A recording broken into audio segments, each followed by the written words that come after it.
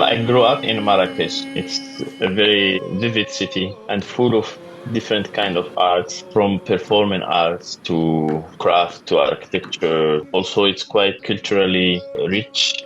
And I think that was my first meeting with art. It's just in the streets, meeting people and going to performances or wedding, visiting old structures. Even though at that time you are not aware of that, but growing up and realizing that through your work, you're actually just paying tribute to all of this knowledge that have been given to us in our lands.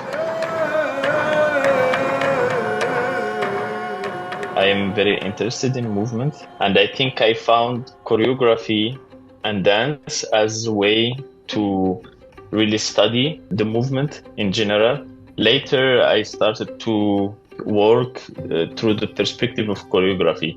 So I do different kind of bodies of work that could be installations or performances or sometimes writing or drawing or building. But I always think through the perspective of choreography or organizing time and space through the knowledge of the body first, and then the rhythms of the body, and of course the emotions and the imagination.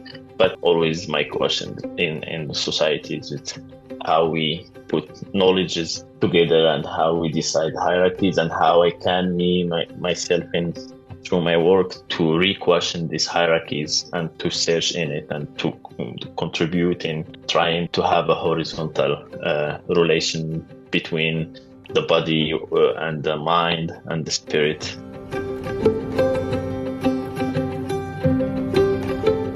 I draw my inspiration a lot from people and from the surrounding and from what comes as knowledge from these two places, or it's just nature and spaces. Sometimes I start with like a feeling I want to work around this topic or this subject, and then from there it goes through the research. I start to open to other things or other people who worked around the same question. I also bring all what I have as a background or as a contemporary relation where I live, with who I meet, what I see.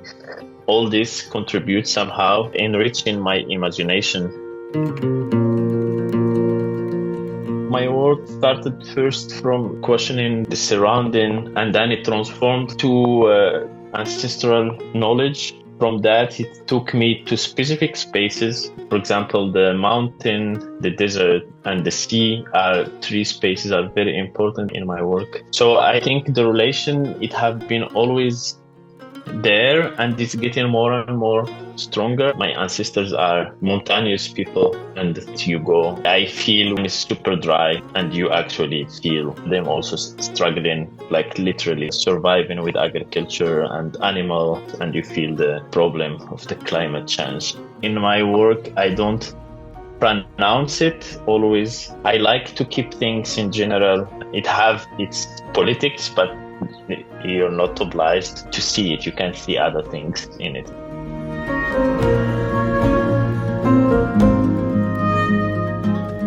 We will be presenting Akal. It's third part of a trilogy. Came from a work that I did lately on the mythologies in North Africa, and specifically one mythology, which is this goddess that was born in the desert of Libya. Is also linked, of course, to my personal relation to the land and to my people, through my mother and through a lot of women who gave me a lot of knowledge. I just wanted to start from motherhood to me, and then to develop this trilogy on these mythologies of these three goddesses.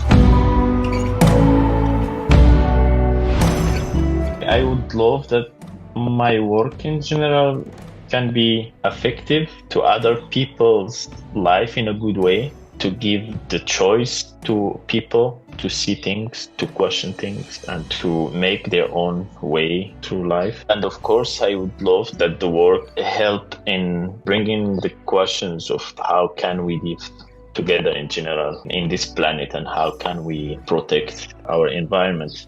For me, I hope after the performance, people also get something emotionally or intellectually or however they want to receive the work. So I don't have big dreams about what my art can be, but if it makes something small, it's really, for me, super great.